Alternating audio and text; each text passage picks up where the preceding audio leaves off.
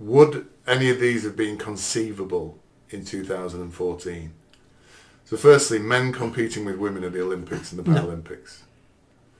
Men in women's prisons. No. The mayor of Cork surrounded by a bunch of naked perverts. No.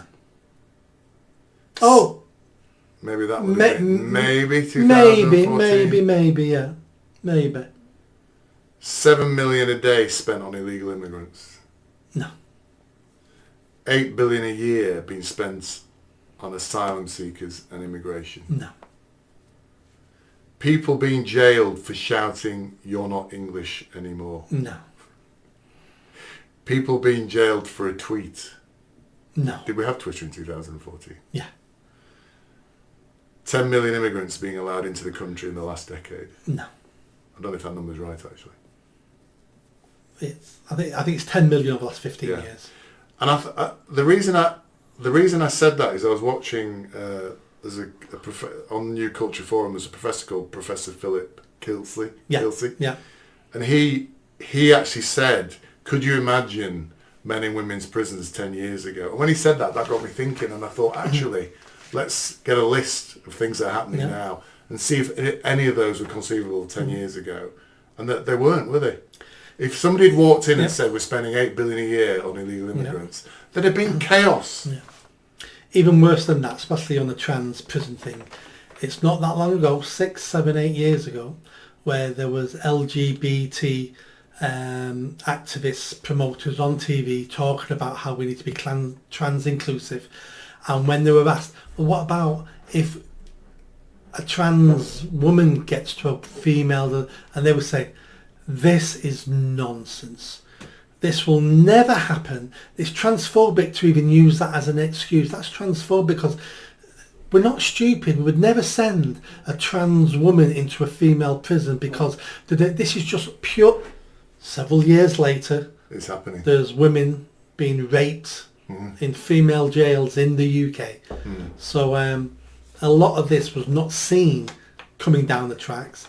And even when people were raising concerns about it, they were lied to that this would never happen. We would never do that. And it's all lies. And 10 years is not a long time, is it? No, it's not. 10 years isn't, especially when you're our age, Nick. I mean, obviously you're very old, but the 10 years is not a long time. But if I went back to the 2014 Nick and I said, "Now I'm going to give you a glimpse of the future," I think you would be gobsmacked to see that list. I don't think I'd have believed it. I don't. Lots have changed over the last 10 years. Yeah. A lot of the trans stuff started in 2014 because that was the year of gay marriage. Yes. And then once we had gay marriage, all the gay charities and all the activists all went, "What are we going to do now? Yeah. Let's go. Let's bring the T on board. Yeah. We can carry on fighting and keeping our pensions." Yeah. All changed in 2014. And it's a really important point that you've made it before. I think it's a really important point that, and I think it's an interesting because when you said gay marriage, then I think maybe some of our viewers would have thought, "Oh well, it isn't because of gays that the trans thing," and it isn't because of gay people. It is. Well, it's not because of gay people. It's because of where the gay movement got to that the trans thing started. I would say a lot. It starts with breaking down social norms. Homosexuality has never been a social norm, and then we made it a social norm. So other people went, well, if you can make homosexuality a social norm, you can make my exception a social norm, and it's that slippery slope of everybody wanting what the people before them had, and that's what's led to this. I'm not saying homosexual is right or wrong. I'm not saying changing it is right or wrong. I don't know. I'm just saying this is the direction of travel. Yeah. I didn't start with that, but because I think there's a big dislocation between homosexuality and the trans thing. People link them together, but I don't think they have any relationship. Homosexuality is a sexual preference. Yeah. Trans belief that you're another sex is a mental illness, isn't it? Because up to recently, homosexuality was classed as a mental illness. Yeah, no, I understand what you're saying. I know it was classified as sexual illness, but homosexuality, when all said and done, is a sexual preference.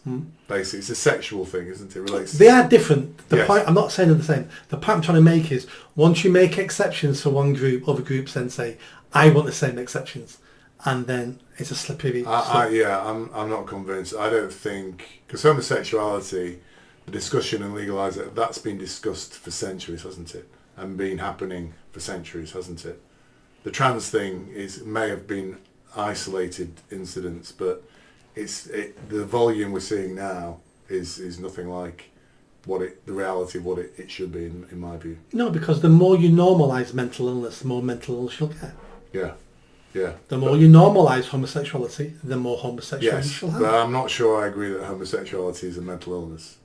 Well, every doctor in the world before the last 2 decades would have disagreed with you. Yes. Yeah. It was in all the medical books as a mental illness. It was treated as a mental illness. I'm not saying it is a mental illness. No, I'm just saying. I'm stalling here because I haven't got the answer to this one. Yeah, but these are complicated topics. All that happened is we normalised it. Yes. Yeah. And then another group comes along and go, well, I want you to normalise what I'm doing. Yeah. Because the trouble is, you're now backing me into my little corner that I always go to, which is stuff I've believed since I've always believed this to be true, and yes, now, and yeah.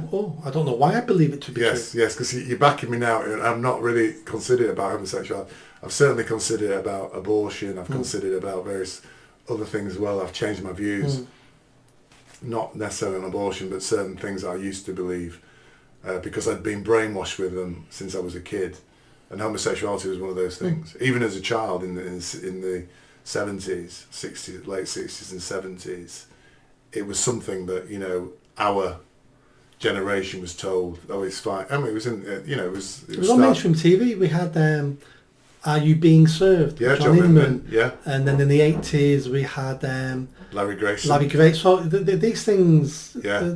Yeah. Duncan Norvell, Chase Me. Yeah. I don't know if he was meant to be gay or not. But no, that was happening on the radio in the 40s and 50s.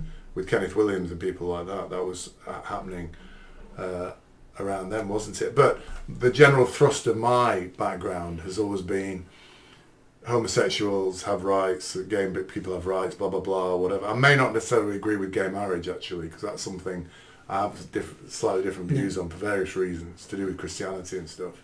But the gay thing, I've never really questioned it.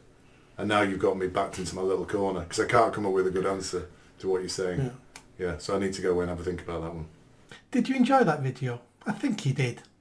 Come on now, hit that bell, subscribe, comment. Let's build this channel.